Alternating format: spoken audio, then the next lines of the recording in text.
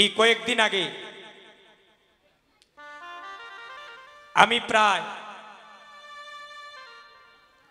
মৃত্যু থেকে এক কথায় হয়তো আপনাদের আশীর্বাদ ভালোবাসার কারণে মহাপ্রভুর করুণায় বেঁচে এসেছি।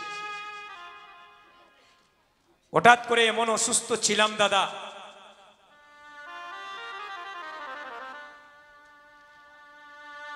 ডাক্তার বলেছেন যদি তুমি আরো 1 ঘন্টা পরে আসতে,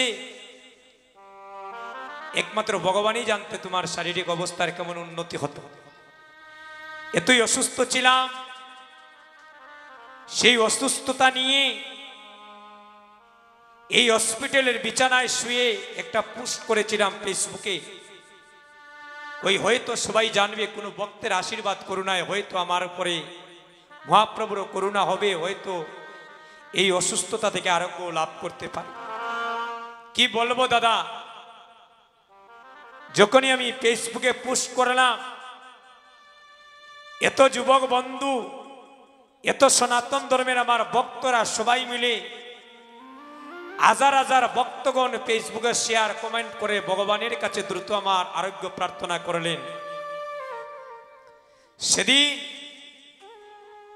এই বদন দিয়ে আমি প্রায় 2 ঘন্টা কথা বলার শক্তি ছিল না। আজ থেকে 4 দিন আগের ঘটনা দাদা। নিজ থেকে বুঝতে পারলাম যে মৃত্যুটা মানুষের কত কষ্টদায়ক। আমার স্ত্রী পুত্র আমার পাশে ছিল, নয়ন জলে কাঁদছে তারা। ভক্তগণ সেদিন তাদের কাঁদা দেখে আমি তাদেরকে সান্ত্বনা দেওয়ার মতো এই বদন দিয়ে কথা বলার শক্তি ছিল না। সেদিন শত শত মানুষ আমার মোবাইলে ফোন দিয়ে পাগল হয়ে গিয়েছিলেন যে আমার শারীরিক অবস্থা জানার জন্য। কয়েক ঘন্টার জন্য এই হাতটা অবশ হয়ে গিয়েছিল, মোবাইল তোলার মতো হাতে শক্তি ছিল না দাদা। যাই হোক, আপনাদের অশেষ করুণায়, মহাপ্রভুর অশেষ আশীর্বাদে আজ যে এখানে দাঁড়িয়ে আমি কীর্তন করছি দাদা, এটা আপনাদের করুণা, আপনাদের ভালোবাসা ছাড়া কখনো সম্ভব নয়। এই যে আমার হৃদয়ে দাদা বসা, দাদা আমাকে ফোন দিয়েছেন, দিয়ে বললেন পীরের বাজার যে তোমার একটা কীর্তন রাখা ভাই, যদি তুমি সুস্থ হও তুমি কি সেখানে কীর্তন গাইতে পারবে? আমি বললাম দেখেন, এই ভক্তের কারণে আজকের দেবাশিস আমি, আমাকে দেশ বিদেশের সবাই চিনি। যদি মহাপ্রভু আমাকে কিছুটা সুস্থ করেন, এই বদন দিয়ে যদি কথা বলার বাক শক্তি আমাকে প্রভু কৃপা করেন, তাহলে আমি সেখানে গিয়ে ভক্তের চরণধুলি নেওয়ার আমি একটু চেষ্টা করব। তখন আমি একটি কথা বলেছিলাম দাদাকে, আমি খুবই অসুস্থ। সকালের বাল্যলীলাটা আমার ছোট ভাই যেন গায়, আর আমি রাত্রিবেলা অনেক ভক্ত হয়তো আমার নাম শুনে অনেক আসবেন কীর্তন শোনার জন্য, অনেক দূর দূরান্ত থেকে ভক্তগণ আসবেন, আমি যেন তাদের মনে কষ্ট না দিই। আমি সন্ধ্যাবেলা বাড়ি থেকে যাত্রা করে, এখনো বিশ্বাস করেন দাদা শরীরটা 80% ভালো নয়, দেখেন আমার মুখটা এখনো ফুলা লাগতেছে। এরপরেও বলছি, আমার পরিবারে বলে এসেছি প্রাণ যদি যায় যেন ভক্ত সমাজে চলে যায়। যাদের ভালোবাসার কারণে, যারা আমার জন্য এত করুণা ভগবানের করেছেন, হাজার হাজার কমেন্ট করেছেন, হাজার হাজার শেয়ার করেছেন, আমি যেন সুস্থ হয়ে আবার যেন ভক্তের সঙ্গে আসতে পারি। সেই ভক্তের সঙ্গে গিয়ে যদি ভক্তের যদি একটু কৃপা না নিতে পারি, ভক্তের যদি চরণধুলি একটু গায়ে না মাখতে পারি, তাহলে আমার এই জন্মটা আমি মনে করব বিপদেই চলে গিয়েছে। ভক্তগণ আশীর্বাদ করবেন, যতদিন বেঁচে থাকি আপনাদের জন্য চরণে আশ্রয় নিয়ে থাকতে পারি। যেদিন তিল পরিমাণ অভিমান আসবে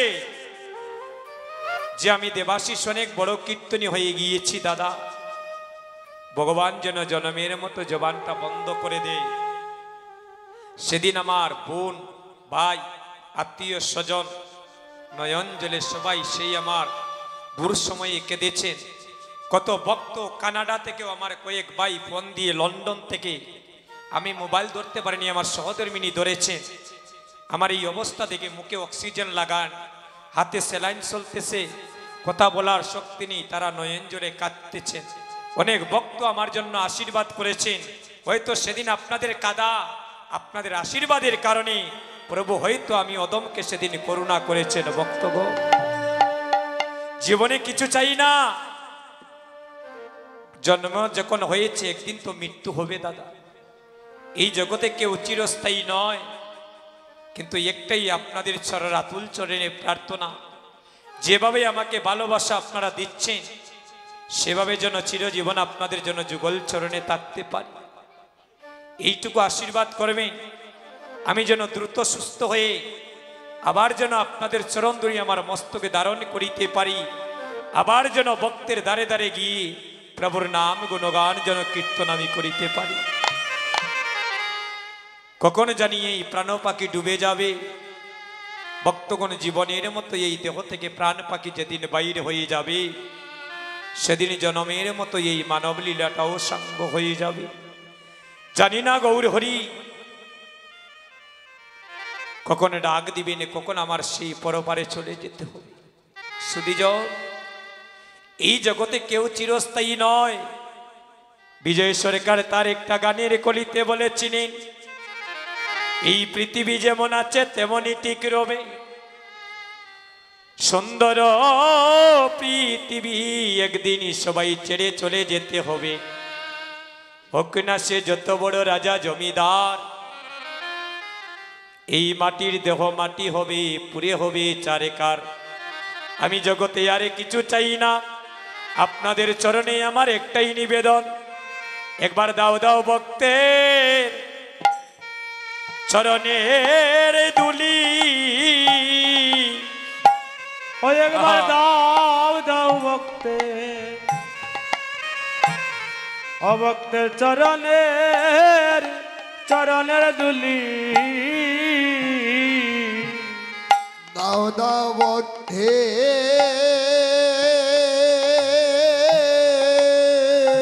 হরে শরণ দুলি।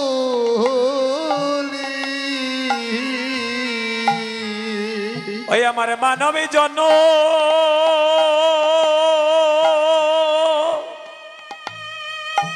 ও জনমে ধন্য করি, একবার দাও দাও ভক্তে দুলি। ওই আমার মানবী জন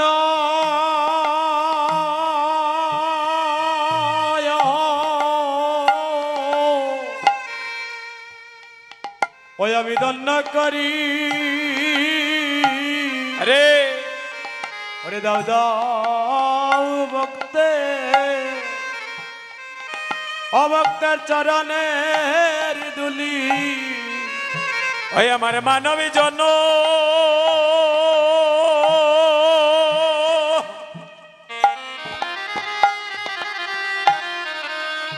এই মানবী জন মানবী জনমে ধন্য করি, আহা দাও দাও ভক্তে চরণের দুলি। হরে মানব ধন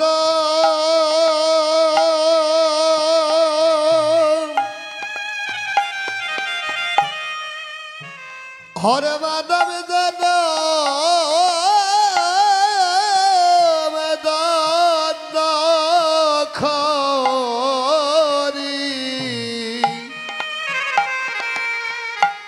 সবাই দাও দাও ভক্তে শরণ ধলে। বলি আমাদের মনে দিনার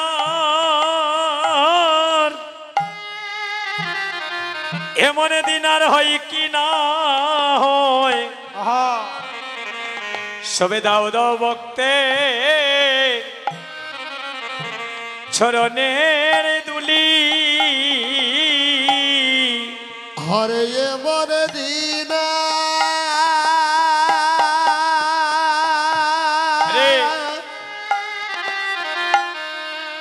আরে এবার দিনা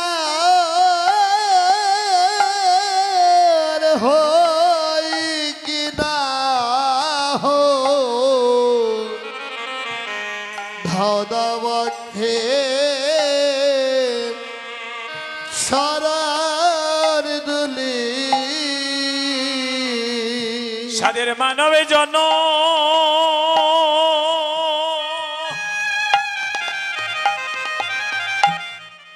এই মানবে জনম জনমার হই কি না হয় সবাই দাও দাও ভক্তে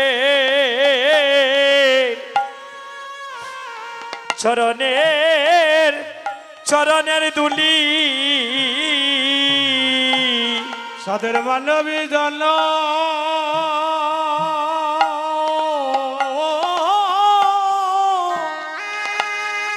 আরে আহা এই মানবী জন আরে হই কি না হো সবে দাও দাও ভক্তে ভক্তের চরণের ধুলি সাদের মানবে জনম আহা হই কি না হয় একবার মাকো মাকো বৈষ্ণবের চরণের দুলি উলুতনি মানব জন হয় কি না হয় আরে মাখো মাখো চরার দুলি অঙ্গে মাকো মাকো ভক্তের চরণের দুলি অঙ্গে মাকো মাকো বৈষ্ণবের চরণ দুলি অঙ্গে মাকো মাকো চরণের দুলি মাকো মাকো চরণের দুলি সাদের মানবী জনম হই কি না হয় আরে তোরর দুলি মানব জন হয় কি না হো মাখো মাখো চরার দুলি মানব জন হয় কি না হো মাখো মাখো আহা। সরার ধলে সুদীজন এই যুগে আমার অদ্বৈত প্রভু আমার মহাপ্রভুকে আরাধনা করে আনলেন শান্তিপুরের বাবলা তলায় বসিয়া 14 বৎসর গঙ্গা জল আরে তুলসী পত্র দ্বারা আমার গৌরী হরিকে ডাকলেন গৌরী হরি তুমি একবারে কৃপা করে আসো এই কলির যুগের যে কৃষ্ণ পথে মতি নাই তারা কৃষ্ণ চৈতন্য নাম ভুলে গিয়ে এই কলির জীব চৈতন্যের পথে দাবিত হয়ে আছে এই কলির জীবীকে তুমি উদ্ধার করো পঞ্চতত্ত্বের মধ্যে দেখবেন সবার ডান পাশে যিনি মস্তকে মুন্ডনী করা নবীন বয়স আড্ডা এভাবে করজুরি কোণে দাঁড়িয়ে আছে উনার নাম হলো শ্রীবাস বিশ্ব ব্রহ্মাণ্ডে যত স্থানে হরিনাম সংকীর্তন হয় ওই আঙ্গিনার মালিক থাকেন আমাদের শ্রীহট্টের শ্রীবাস প্রভু যেখানে হয় প্রভুর নাম সংকীর্তন সেই অঙ্গনটার নাম হয়ে যায় শ্রীবাস অঙ্গন তাই আমার মহাপ্রভু আমাদের শ্রীবাসের নামে অঙ্গনটা করে দিলেন কারণ শ্রীবাসের প্রেম ভক্তির কাছে মহাপ্রভুর ইনি ছিলেন সবার মধ্যখানে যিনি ঈশ্বর পরম কৃষ্ণ যিনি সচ্চিদানন্দ বিগ্রহ অনাদির আদি গোবিন্দ যিনি সর্বকারণের কারণম সেই গৌর সুন্দর আমার যার বাড়ি আমাদের সিলেটে গোলাপগঞ্জ থানা ঢাকা দক্ষিণ মহাপ্রভুর বাড়ি তে বিশ্ব ব্রহ্মাণ্ডের মালিক যিনি তার বাড়ি আমাদের বাংলাদেশের সিলেটে শ্রীহট্টে অমায়েরা আমরা কতটা ভাগ্যবান আর যিনি গৌরীকে আনলেন যিনি মহাপ্রভু আসার 52 বৎসর আগে আসলেন, মহাবিষ্ণু অবতার আমার অদ্বৈত প্রভু, যার বাড়ি সুনামগঞ্জ জেলা তাহিরপুর থানা নবগ্রামে জন্মগ্রহণ করলেন, যার মায়ের নাম ছিল নাবা দেবী, যার পিতার নাম ছিল কুপের আচার্য, যিনি শান্তিপুরের বাবলা তলায় বসিয়া 14 বৎসর আমার মহাপ্রভুর আরাধনা করলেন। প্রতিদিন তুলসী পত্র ছাড়েন সুরধনী গঙ্গার জলে, ওই তুলসী পত্রটা বাইটলে যায়। ও মায়েরা, যিনি আমাদের জন্য 14 বৎসর কষ্ট করলেন, আমরা 14 মিনিট কীর্তনে বইতে পারি না, দেবতাকে এখানে আর মন যায় কিশোরীর ডেকে, দেবতাকে এখানে মন যায় টিভিতে, দেবতাকে এখানে মন যায় টাচ মোবাইলে, দেবতাকে এখানে মন যায় বন্ধু বান্ধবের কাছে।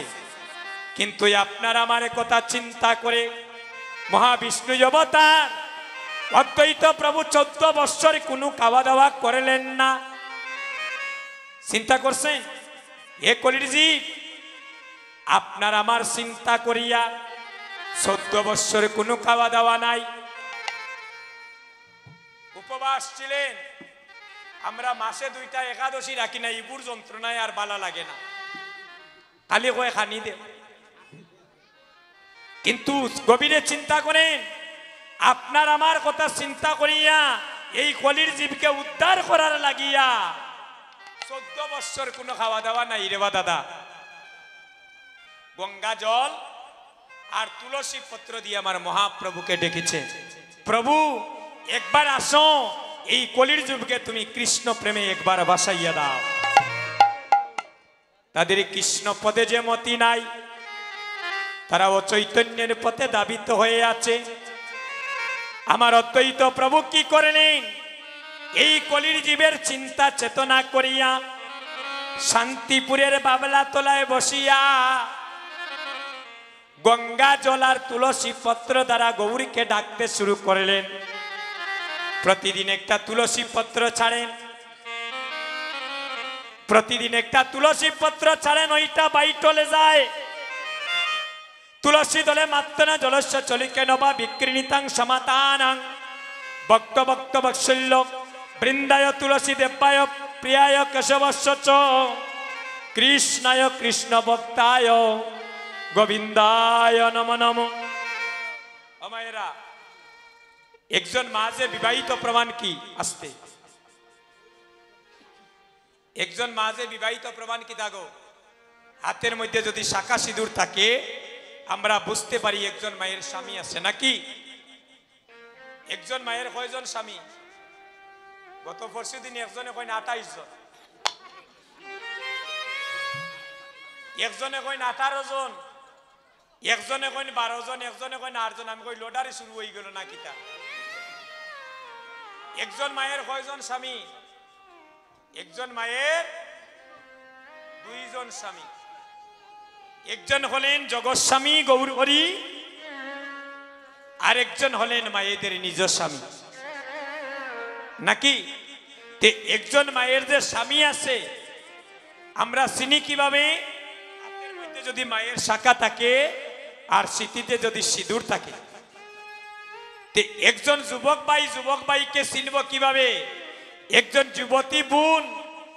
যুবতী বোনকে চিনব কিভাবে? সে আমার সনাতন ধর্মে।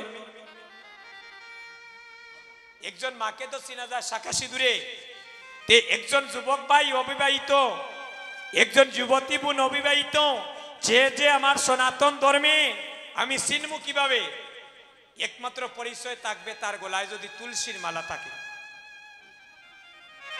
গলায় যদি তুলসীর মালা থাকে, আমরা একজন ভাই আরেকজন ভাইকে চিনতে পারবো সে আমার সনাতন ধর্মের ভাই। কষ্ট পাবেন না। তুলসীর মালা হলে দেইনি গলায় কেন? এটা হচ্ছে আমাদের অ্যাড্রেস, এটা হচ্ছে আমাদের ঠিকানা। এখনো দুঃখের বিষয়, তুলসী দেবীর প্রণাম মন্ত্র অনেকে জানি না। আমি তো দেখলাম এখানে আইয়া অনেকে মহাপ্রভুরে প্রণাম করছেন, এখনো মহাপ্রভুরে প্রণাম করতে হয় কিভাবে আমরা জানি না। গুরুদেবকে কিভাবে প্রণাম করতে হয় এখনো জানি না। মা বাবাকে কিভাবে প্রণাম করতে হয় এখনো অনেকে জানি না। আমি তো এখানে দেখলাম কীর্তন যখন করছি অনেকে প্রণাম করছেন, আমরা এখনো মহাপ্রভুকে কিভাবে প্রণাম করতে হয় জানি না। তুলসী দেবীর প্রণাম মন্ত্র জানি না। সোনা দানা যদি গলায় থাকে, সুর ডাকাইতে নেওয়ার ভয় থাকে টাউন বন্দর আটিলে, আর গলায় যদি তুলসীর মালা থাকে, রাত্রে সিলেট টাউন 3টা 4টা যদি বিপদ পড়ই, আর বৃন্দা দেবীরে যদি ভক্তিভাবে কণ্ঠে ধারণ করই, ওই 20 টাকার তুলসীর মালা উদ্ধার করি আপনাকে বাড়ি পর্যন্ত পৌঁছে দেবে। গলায় যদি সোনার চেইন থাকে, মারা যায় ঘরের মধ্যে খুলে রেখে দেবে, কেউ দিবনি সীতায় জ্বালানোর জন্য। আর গলায় যদি তুলসীর মালা থাকে, কেউ খুলিয়ে রাখবনি। মারা যাওয়ার পরে ফুঞ্চন নিয়ে আজ পর্যন্ত কেউ মারা গেলে তুলসীর মালা খুলিয়া রাখা হয়, সোনার চেইন রাখা হয়, খানের দুল রাখা হয়, চরণের নুপুর রাখা হয়। এগুলা দামি জিনিস, পাগলেও বুঝে এগুলা চাই করতে দিত নাই। হ্যাঁ, স্বর্ণের দোকানে নিয়ে গেলে অনেক টাকা পাওয়া যাইব, কিন্তু 20 টাকার তুলসীর মালা যদি গলায় থাকে, মারা যাওয়ার পরে যমরাজের বাবার সাধ্য নাই আপনাকে জমালয়ে নিয়ে যেতে। কারণ আমরা মারা যাওয়ার পরে 2 জন মানুষ আসে, একজন আসে বিষ্ণুদূত আর একজন আসে যমরাজ।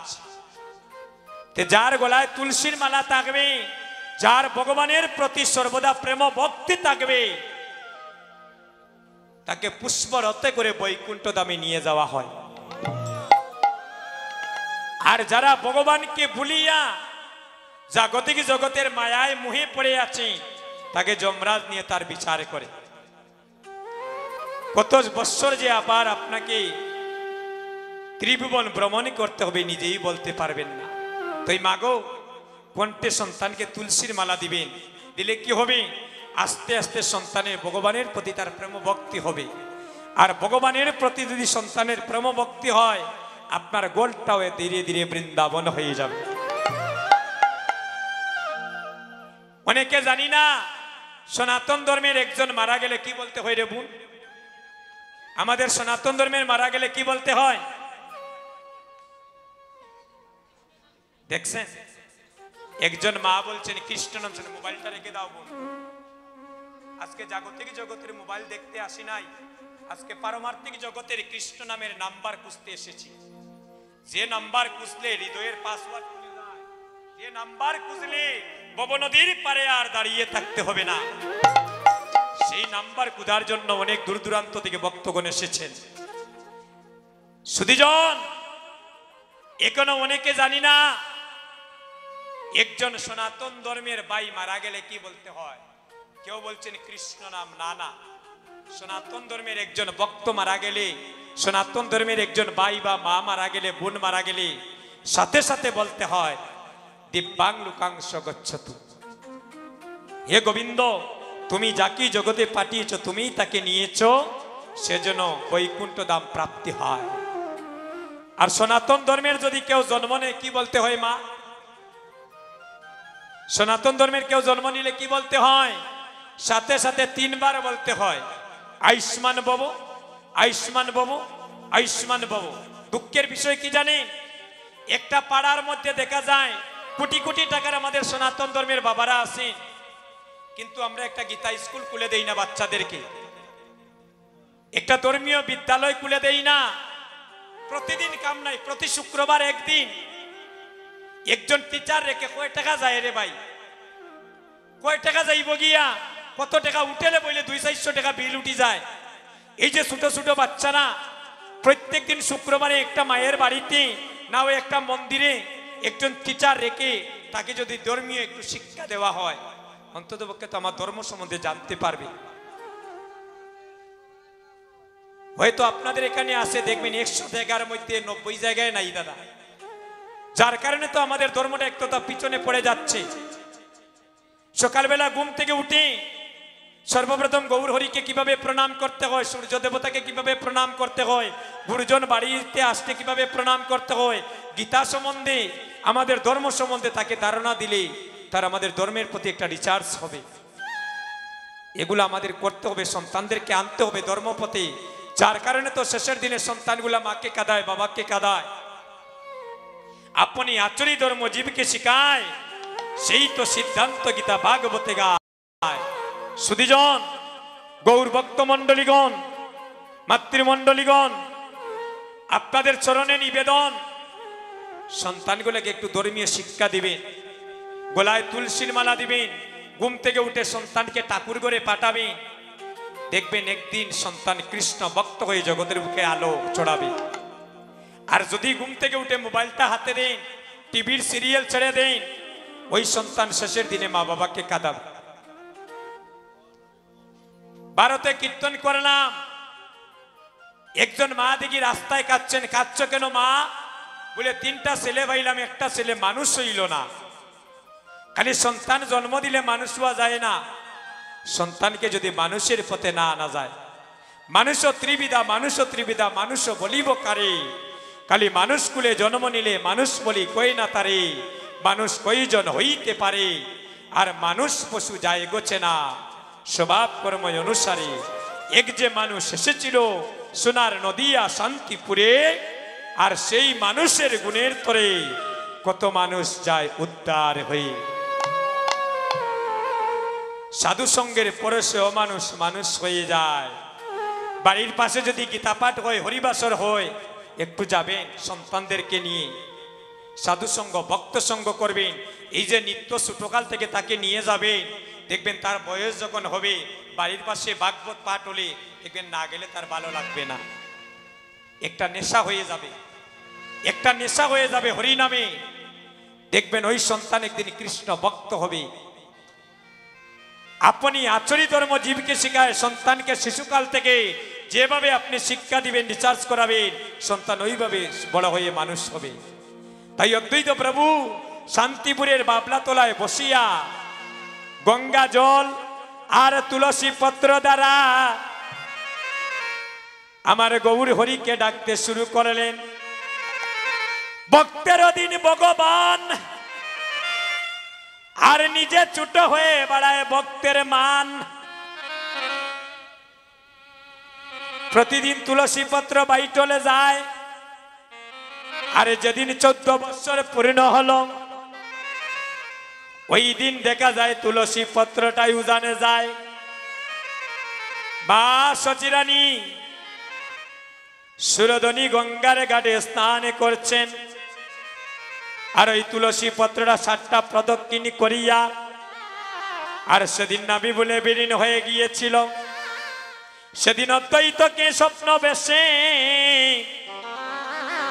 দর্শন করালেন। অদ্বৈত নেই, আমি তোমার হুঙ্কারে আর থাকতে পারলাম না, আমি কিছুদিনের ভিতরে শ্রীধাম নবদ্বীপে সচিমায়ের মাতৃগর্ভে আলোকিত করে এই দরাদামে আসছি কলির জীবের পাপাচারীকে উদ্ধার করার জন্য। আমার মহাপ্রভু কখন আসলেন? ফাল্গুন পূর্ণিমা তিথি নক্ষত্র ফাল্গুনি, ফাল্গুন পূর্ণিমা তিথি নক্ষত্র ফাল্গুনি, ফাল্গুন পূর্ণিমা তিথি নক্ষত্র ফাল্গুনি, ফাল্গুন পূর্ণিমা তিথি নক্ষত্র ফাল্গুনি। শুভক্ষণে জন্ম নিলেন গৌরী গুণমণি। হাইরে শুভক্ষণে জন্ম নিলেন গৌরা গুণমণি। শুভক্ষণে জন্ম নিলেন গৌরী গুণমণি। আরে শুভক্ষণে জন্ম লীলা গৌর গুণমণি। কলির জীবের ভাগ্য ভালো, কলির জীবের ভাগ্য ভালো, কলির জীবের ভাগ্য ভালো, কলির জীবের ভাগ্য ভালো। আমার পূর্ণ গৌর উদয় হইল, কলির জীবের ভাগ্য ভালো, পূর্ণ গৌর না হলো কলির জীবের ভাগ্য ভালো, কলির জীবের ভাগ্য ভালো, কলির জীবের ভাগ্য ভালো, কলির জীবের ভাগ্য ভালো। কলির জীবের ভাগ্য ভালো। সবাই প্রেমানন্দে হরি বলো। কলির জীবের ভাগ্য ভালো, আনন্দে হরি বলো, জীবের ভাগ্য ভালো, আনন্দে হরি বলো। কলির জীবের ভাগ্য ভালো। ও বুড়ায় প্রেম আনিয়াছে যিনি আনলেন ওনার গানটা না গাইলে নামযোগ্য পূর্ণতা পায় না। সবাই মিলে গানটা গাইব। প্রেমের বন্যা দিয়া বুড়ায় জগদে বাসাইছে, অবরায় প্রেম আনিয়াছে, প্রেমের বন্যা দিয়া মোরা জগতে বাসাইছে। সবাই দুটি হাত তুলে হরিব, সবাই দুটি হাত তুলে একটু গৌরী সেবায় লাগাই দেহটা। সবাই দুটি হাত তুলে অবরায় প্রেম আনিয়াছে, প্রেমের বন্যা দিয়া বুড়ায় জগৎ বাসাইছে। ও বুড়ায় প্রেম আনিয়াছে, প্রেমের বন্যা দিয়া গো বুড়ায় জগতে বাসাইছে। গো জগতে বাসাইছে, গো বুড়ায় নদিয়া বাসাইছে। জগতি বাসাইছে গো বুড়ায় নদিয়া বাসাইছে। জগৎ বাসাইছে গো বুড়ায় নইদা বাসাইছে। জগতি বাসাইছে গো বুড়ায় নদিয়া বাসাইছে। বুড়ায় প্রেম আনিয়াছে, প্রেমের বন্যা দিয়া বুড়ায় জগৎ বাসাইছে। বুড়ায় প্রেম আনিয়াছে, প্রেমের বন্যা দিয়া বুড়ায় জগৎ বাসাইছে। বুড়া বুড়া রসের বুড়ার শান্তিপুরে বাড়ি, বুড়ার শান্তিপুরে বাড়ি। আই গো বুড়া বুড়া রসের বুড়া শান্তিপুরে বাড়ি গো বুড়ার শান্তিপুরে বাড়ি। ওরে বুড়া বুড়া রসের বুড়া শান্তিপুরে বাড়ি, বুড়া শান্তিপুরে বাড়ি। বুড়া বুড়া রসের বুড়া শান্তিপুরে বাড়ি গো বুড়ার শান্তিপুরে বাড়ি। এখন দ্বীপে আনিয়া বুড়ায় বাংলো রসের হাড়ি। এ গো দেবে দিবে এনিয়া বুড়ায় বাংলো রসের হাড়ি। নবদ্বীপে আইনা বুড়ায়, ওরে দেবে দিবে আনিয়া বুড়ায়। নবদ্বীপে আইনা বুড়ায় বাংলো রসের হাড়ি। এ গো দেবে দিবে এনিয়া বুড়ায় বাংলো রসের হাড়ি। বুড়ায় প্রেম আনিয়াছে, প্রেমের বন্যা দিয়া বুড়ায় জগতে বাসাইছে। বুড়ায় প্রেম আনিয়াছে, প্রেমের বন্যা দিয়া বুড়ায় জগৎ বাসাইছে। বুড়া বুড়া রসের বুড়ার ভাগনা মাতার চুল, বুড়ার ভাগনা মাতার চুল। এই গো বুড়া বুড়া রসের বুড়া বাগনা মাতার শুলি গো বুড়ার বাগনা মাতার শুল। বুড়া বুড়া রসের বুড়ার ভাগনা মাতার চুলি গো বুড়ার ভাগনা মাতার চুল। আরে বুড়া বুড়া রসের বুড়া বাগনা মাতা শুল, বুড়া বাগনা মাতার শুল। এগো প্রেমের বন্যা দিয়া বুড়ায় নিল জাতি কুল। এই গো প্রেমের বন্যা দিয়া বুড়ায় নিল জাতি কুল। প্রেমের বন্যা দিয়া বুড়ায় নিল জাতি কুল। এ গো প্রেমের বন্যা দিয়া বুড়াই।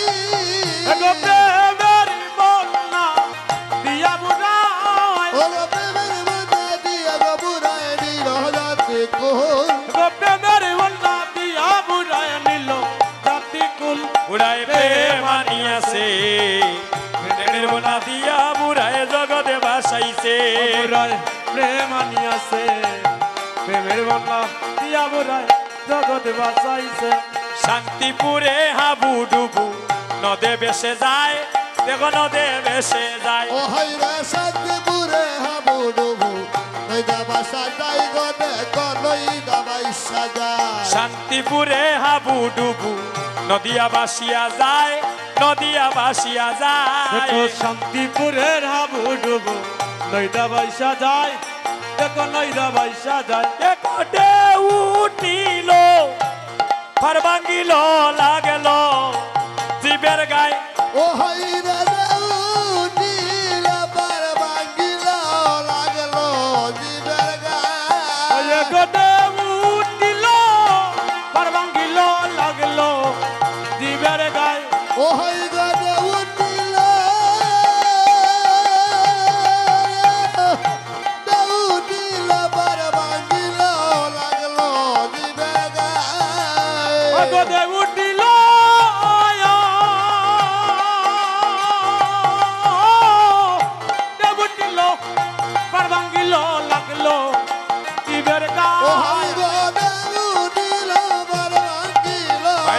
হরি জীবের গায়ে উঠিল আর ভাঙিল লাগলো জীবের গায়ে হাইরে লাগলো জীবের গায়ে হাইরে লাগলো জীবের ওই গায়ে হায় গো লাগলো জীবের গায়ে হাইরে লাগলো জীবের ও গায়ে হায়রে লাগলো জীবের গায়ে গোটে উঠিল আর ভাঙিল লাগলো জীবের গায়ে ওরে দেউ দিলে ভাঙিল লাগলো জীবের গায়ে বুড়ায় প্রেমানি আছে প্রেমের বন্যা দিয়া বুড়ায় জগৎ ভাসাই হোমরা প্রেমানি আসে মনা দিয়া গোবরা জগৎ বাসাইছে এবারে মহাপ্রভু নিত্যানন্দকে বলছেন, যাও নিত্যানন্দ কলির জীবের দ্বারে দ্বারে নয়নে দেখিবে যারে কৃষ্ণ নাম দিও তারে। আরে নয়নে দেখিবে যারে কৃষ্ণ নাম দিও তারে আর নয়নে দেখিবে যারে কৃষ্ণ নাম দিও তারে। নয়নে দেখিবে যারে কৃষ্ণ নাম দিও তারে জাতের বিচারে করোনা নিতাই, জাতের বিচার করোনা নিতাই জাতের বিচারে করোনা নিতাই।